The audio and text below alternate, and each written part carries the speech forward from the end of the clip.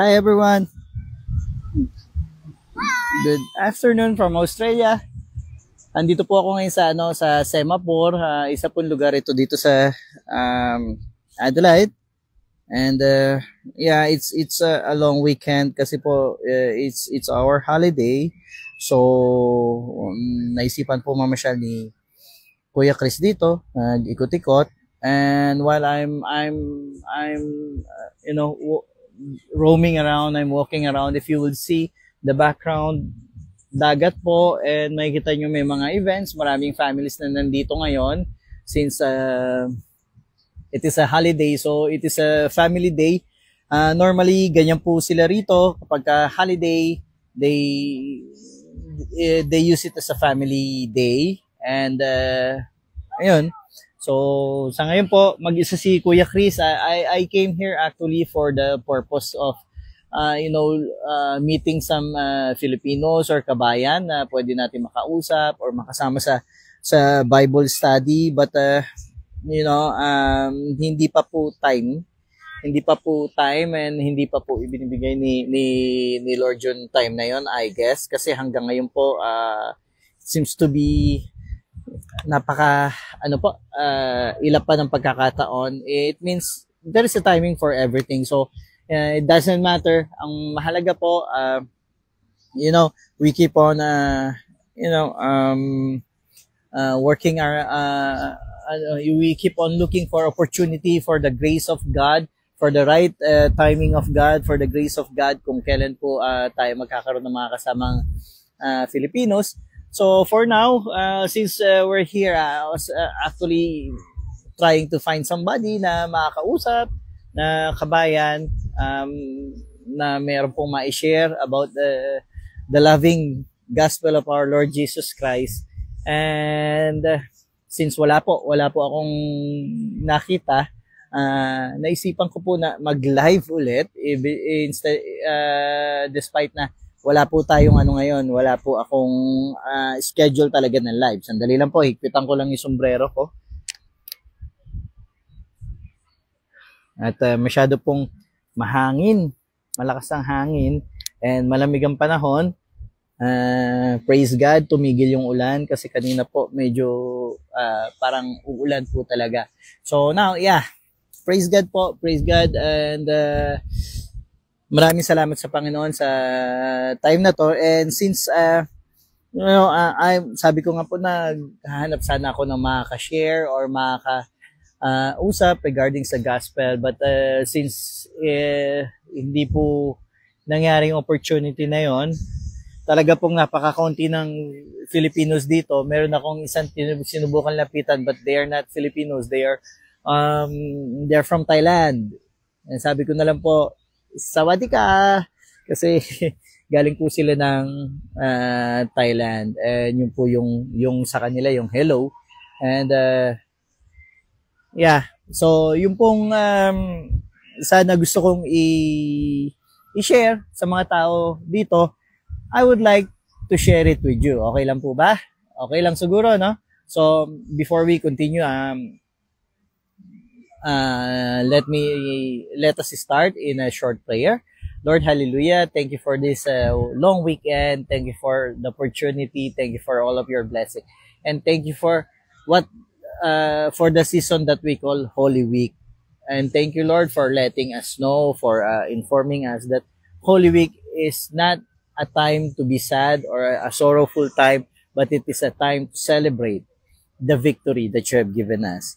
Lord, this afternoon, as I join my friends here in Facebook Live, I thank you dahil alam namin, Lord, na ikaw yung talagang kasama namin, and this is about you and not about me, not about us. And thank you, Father God. Thank you that we know you have ordained this time.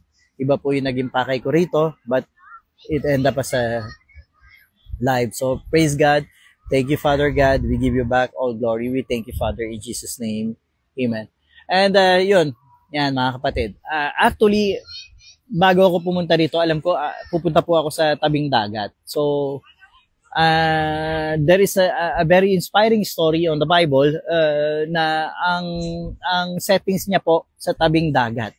And that is what I would like to share with you shortly. I would like to go directly to the verse and then directly to share with you the good news about that verse. Para po hindi tayo masyado matagal. Alam ko, weekend nyo rin po dyan sa UAE and it's a holiday also in Philippines and sa ibang party pa po ng mundo. Praise God. So let me share it to you on our topic for today. Our story for today. It's not a topic, it's not a verse, but it's a full story which can be found in John chapter 21 verse 1 to 17. New Living Translation po ang gamit ng Kuya Chris. It says here, later, Jesus appeared again to the disciples besides the Sea of Galilee. This is how it happened. Several of the disciples were there. Simon Peter, Thomas, nicknamed the twin, Nathanael from Cana in Galilee, the sons of Zebedee, and 2 other disciples. Simon Peter said, I'm going fishing. We'll come too, said the others. So they went out in the boat, but they caught nothing all night. Familiar, no? Familiar po yung story natin, no? They caught nothing all night. At dawn, Jesus was standing on the beach, but the disciples couldn't see who he was. He called out, fellows, have you caught any fish? Sabi ng Panginoon. Sagot nila, no, they replied. Then he said, throw out your net on the right hand of the boat and you'll get some. Does it ring a bell? Familiar, no? So they did, and they couldn't hold it in the net because there were so many fish in it. Then the disciple Jesus loved said to Peter, it's the Lord. When Simon Peter heard that it was the Lord, he put on his tunic, for he had stripped for work, jumped into the water, and headed to shore. The others stayed with the boat and pulled the loaded net to the shore, for they were only about 100 yards from shore. Then they got there. They found breakfast waiting for them, fish cooking over a charcoal fire, and some bread. Bring some of the fish you've just caught, Jesus said. So Simon Peter went aboard and dragged the net to the shore. There were 153 large fish, and yet the net hadn't torn. Bookmark niyo po yan. Last time it was a net-breaking catch, but now the net hadn't torn. Hindi po napunit. Now come and have some breakfast, Jesus said. None of the disciples dared to ask him, who are you? They knew it was the Lord. Then Jesus served them the bread and the fish. This was the third time Jesus had appeared to his disciples since he had been raised from the dead. Here we go. After breakfast, Jesus asked Simon Peter, son of John, do you love me more than this? Yes, Lord, Peter replied. You know I love you. Then feed my lambs, Jesus told him. Jesus repeated the question, Simon, son of John, do you love me? Yes, Lord, Peter said. You know I love you.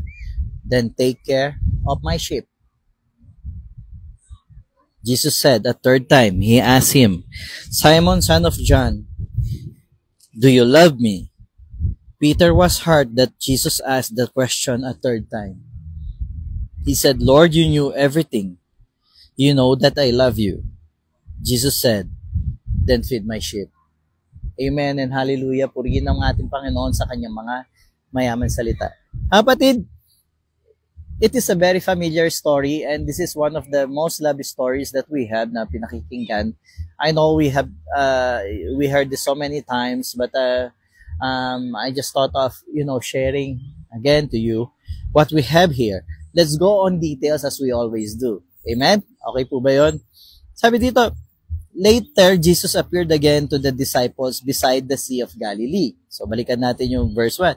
This is how it happened. So, several of the disciples were there. Andun po sila Peter, sila Thomas. Going to verse 3, Simon Peter said, I'm going fishing. Kapatid, this resembles the same time when Peter is a fisherman. Just an ordinary fisherman. When the rabbi of rabbis came to him and asked him, follow me. That time, Peter is just fishing so that he will have a living. But the Lord Jesus Christ encountered him and make a big difference in his life. After Jesus was crucified, they go back to where they were. Especially Peter. Kasi si Peter, kinakain po nung guilt niya. Gawa nga nung he said, I will die for you, but kabaliktaran yung nangyari. He denied the Lord. Take note, 3 times. So, here we go. Welcome to. Sama na rin yung mga ibang disciples kasi yun talaga yung alam nilang gawin lang eh. If you will remember, our Pastor Cheese, our mentor, tinuro niya sa atin the discipleship of Christ. The rabbi of all rabbis, the great rabbi of all. Diba nung araw, para ka kunin ng rabbi, para ka manominate ng rabbi, kailangan mataas ang pinag-aralan mo, kailangan matalino ka, kailangan magaling ka. And kung hindi ka magaling, just do your family's business. So, mangisda ka na lang kung ano yung ano mo. So, they are, up to this point, the disciples are like nothing. Just take note, when Jesus is not there, all of us are like nothing. But, there is good news in this. So, they went fishing, but they caught nothing all night. Mga kapatid, what does caught nothing all night means? Mga kapatid, nung tinawag sila ng Panginoon, they also caught nothing all night. And then the Jesus came and said, come. Tinawag po sila ng Panginoon. Then the scenario repeat itself. Bakit po ni-repeat? There is one thing that the Bible is telling us right now, that the Lord Jesus Christ, kay Lord Jesus Christ, lagi kanyang babalik-balikan. And even na makatagpuan kanya dun sa dati mong estado, dun sa dati mong gawain, sa dati mong ginagawa, even matagpuan kanya dun sa panahon na down ka na at sumuko ka na at ayaw mo na, sabi mo, I'll just be back and okay na ako rito, ganito na lang ako.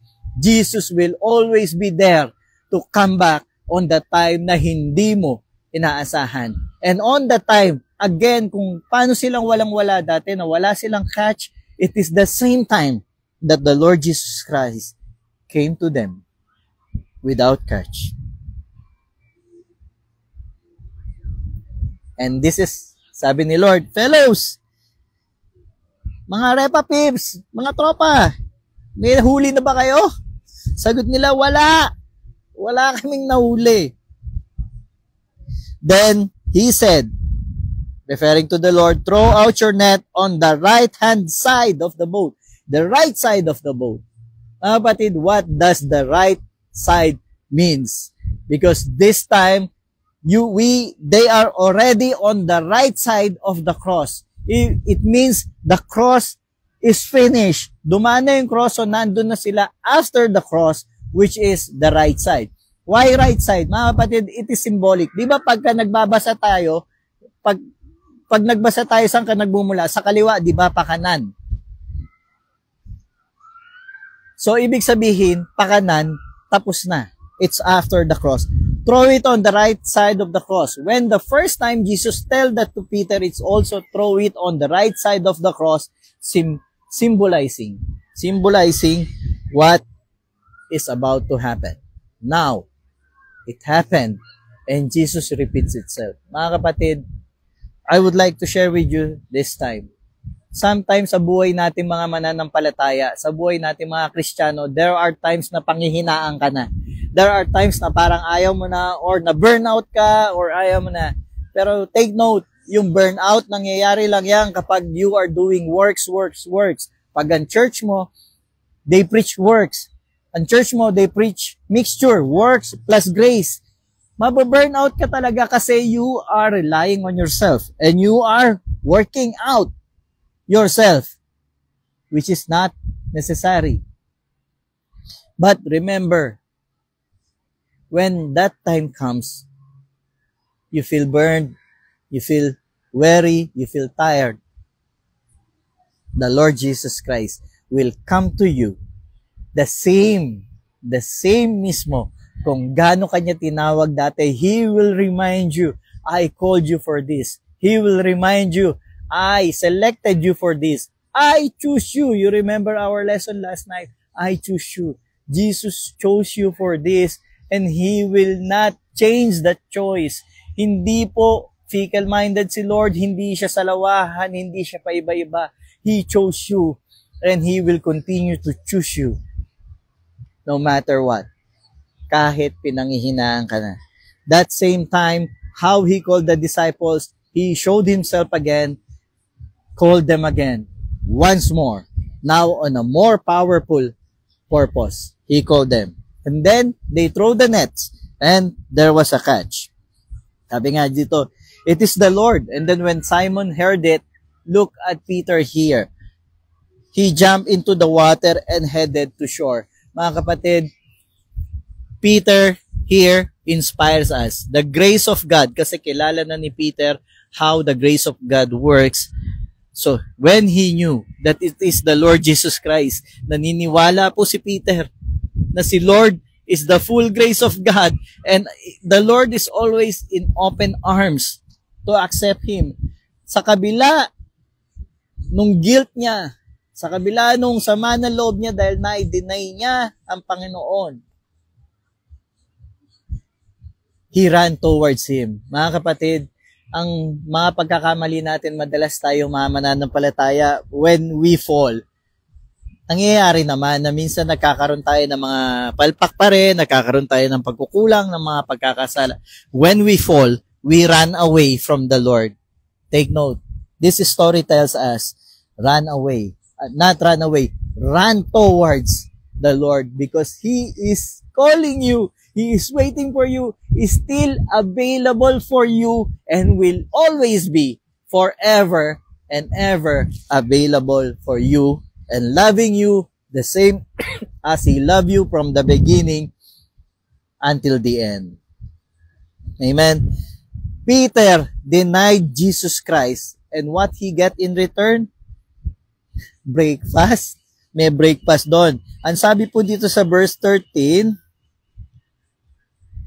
hindi pala 13, sabi po dito sa verse 9, when they got there, they found breakfast waiting for them, fish cooking over a charcoal fire, and some bread. Take note of the charcoal fire. Mga kapatid, charcoal fire. If we will go back to the story where Peter denied our Lord Jesus Christ, nandun po sila sa fireplace. Kasi malamig noon, may fireplace. Nandun yung mga tao sa fireplace. Nagigets nyo? The Lord Jesus Christ will always redeem you kung saan ka bumagsak, kung saan ka nag-fall.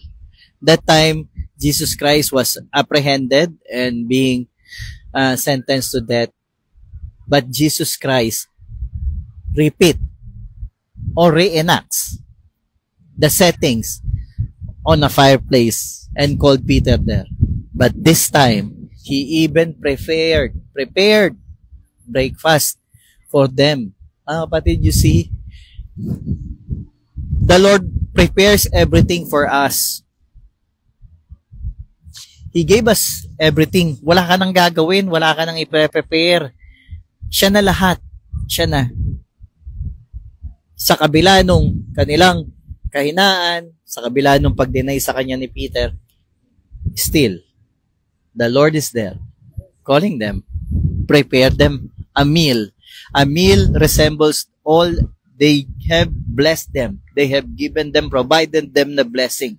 No matter what they're asking or not, kilala nila si Lord o hindi nga nila na-recognize, but still, the Lord gave it to them.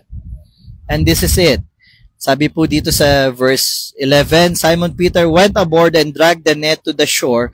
There were 153 large fish, and yet the net hadn't torn. Mga kapatid, again, babalikan ko lang, the story is found in John chapter 21, verses 1 to 17. Bookmark nyo po yan, balikan nyo mamaya kasi po wala po akong multimedia rito. So, you can read the story again and you can go back to this live program para po nababalikan din natin yung pinag-usapan natin. Peter came there. There were 153 large fish and yet the net hadn't torn. Mga kapatid, the beginning, the net of Peter broke. This time, after the cross, and it repeats itself, same amount, marami din pong huli, pero hindi nag-break yung net. Because when the Lord Jesus Christ finished everything on the cross, you will never be broken again. Mapupuno ka ng maraming catch. Mapupuno ka man, dumaan man sa yung maraming kabigatan. Kagaya nito, mabigat yung laman ng net. Bakit kailangan isulat dito ni Apostle John?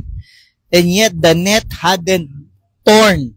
Kasi nung nakaraan, napunit. Ngayon, hindi po napunit. It is after the cross. And after the cross, hindi na po napunit ulit because it is a new covenant, a covenant that can never be broken anymore, and you, because of the finished work of Christ, will never break again. Kahit gaano ka-heavy, kahit ano pang heaviness na nandyan sa'yo, you will never break. Kahit marami kang catch. Because the Lord Jesus Christ is there. He made it available for you. Your brokenness will never be broken again. And you will be forever fixed and ready even for heavy loads. Amen? Now, sabi dito, breakfast is prepared for them. Mga kapatid, breakfast is the first meal of the day. When we are having breakfast, ibig sabihin umaga. Bagong sikat yung araw. Mga kapatid, this happened on dawn, yung pagsikat ng araw, because the Lord Jesus Christ is telling you, anak, bago na. Bago na lahat. Kung ano man yung nakaraan mo, tapos na yon. Now we will have breakfast. Simula ng araw. When the Lord calls you, it will always be breakfast because the day is long. And yung araw na yon, ibig sabihin, yung haba ng araw na yon, punong-puno pa ng blessings yun. Lagi ang Panginoon, when He comes to us, simula pa lang. Yung akala mo tapos na, yung akala mo the end na, yung akala mo pwede ka na sumuko. Take note, it is just the morning, and the best is yet to come. The Lord will always be there, be with you. And what He promised? I will never leave you nor forsake you. I will be with you until the end of times. Now, Jesus is very good in the business of restoring us. Alam na natin to, but I would like to share it and repeat it again since ginugunita natin ang Holy Week.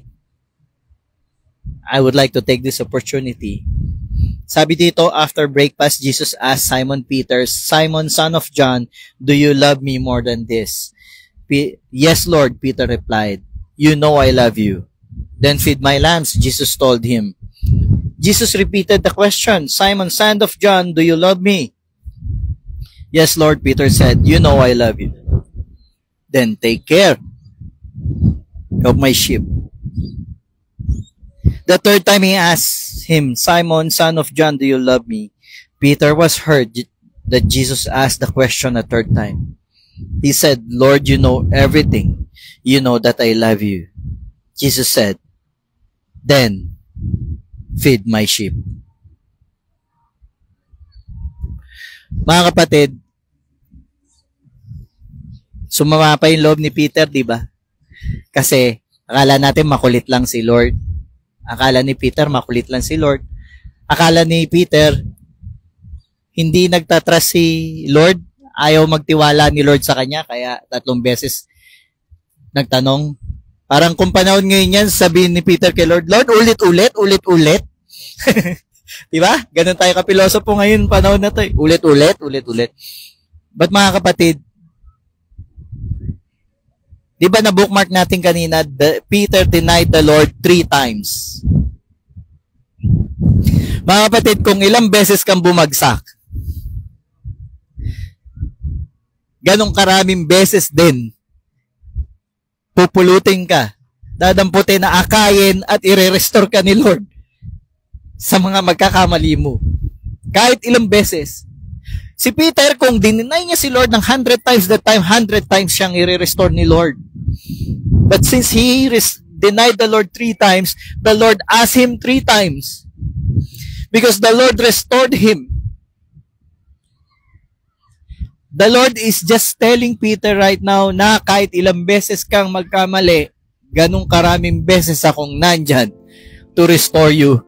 And imagine, the Lord, Peter is not, kumbaga, nauna yung emotion ni Peter, hindi niya na-pay attention yung binibigay sa kanya. Kasi kung walang tiwala si Lord sa kanya, hindi sasabihin ni Lord, feed my lamb. Then take care of my sheep. And then, feed my sheep.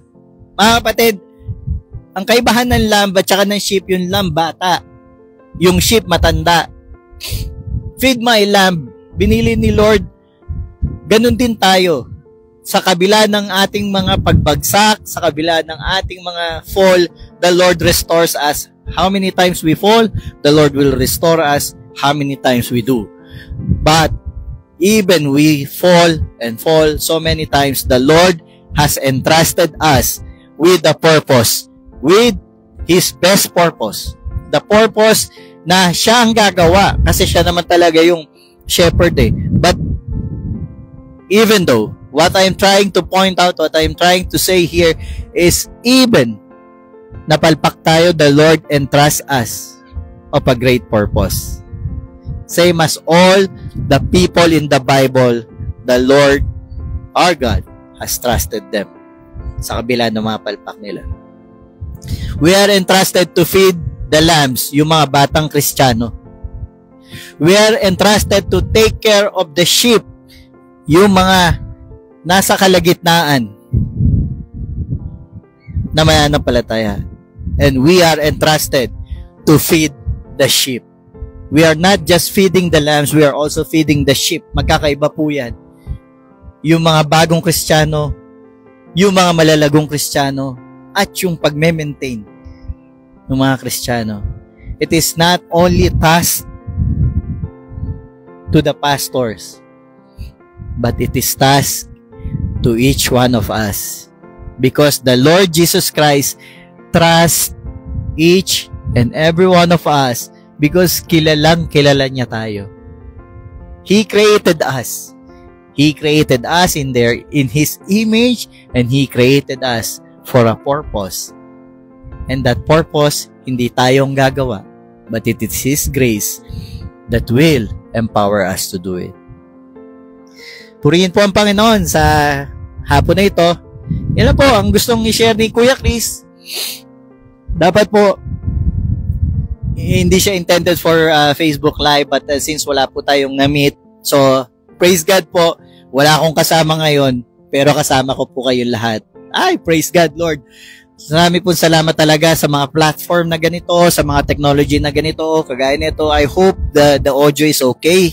Hindi ko po alam, hindi ko na monitor, but I know the technology is just an added feature, but the main thing that we have is the gospel of God, the gospel of full grace, the good news. And in the good news, there is no bad news.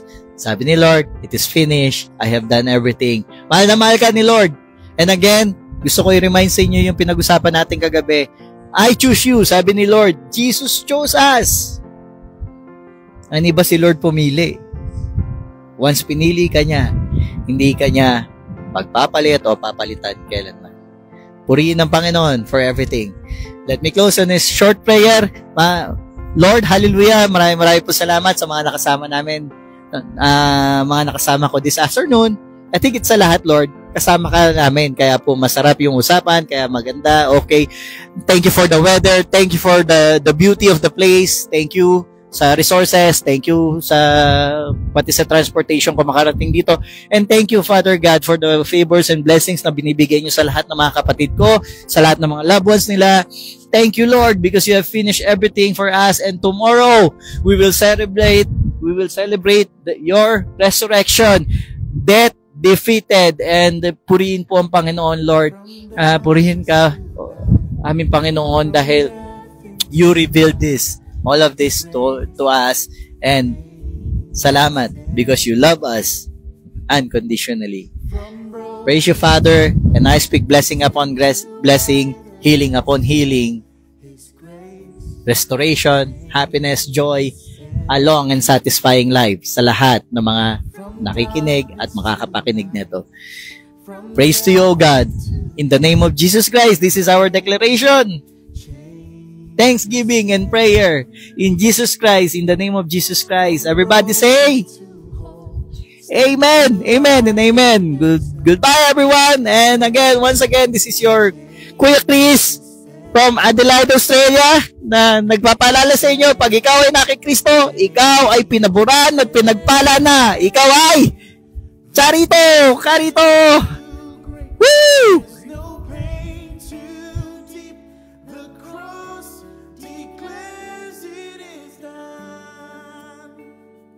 There's no shame to